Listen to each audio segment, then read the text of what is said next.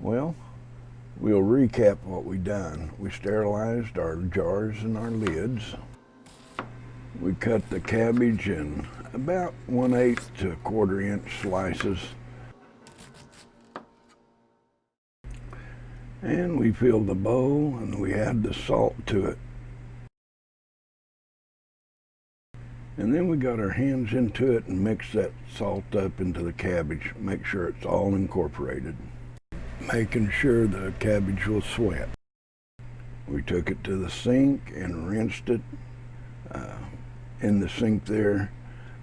You can rinse it as much as you want. If you don't like it real sour or with a lot of salt, you can rinse it, or you don't even have to rinse it.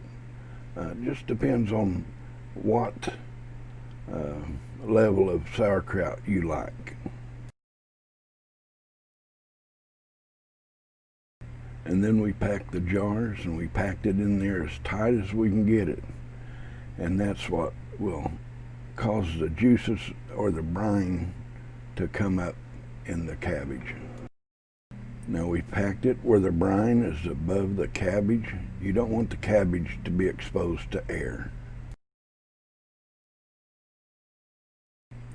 We cleaned the brim of the jar off, get it ready for the lid. We place our lid and ring on the jar, and now it's ready to go into our number 3 wash tub. We have our jars packed, lids and rings on the jars, and now we placed them in our number 3 wash tub and filled it with water to about 1.5 inches above the quart jars. I just used my wheelbarrow to cover the tub. Well, as you can tell, the discoloration in the water is not clear anymore. That's because the cabbage has been burping, making sauerkraut. Now it's time to try it.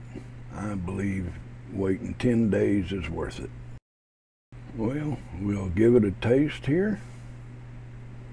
And I'm going to tell you right now, it really turned out great. Oh, it's sour, just the right amount. Tasted good.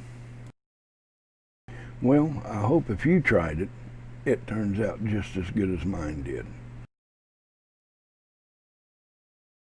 Please hit that thumbs up, and if you haven't, please subscribe and hit that bell notification.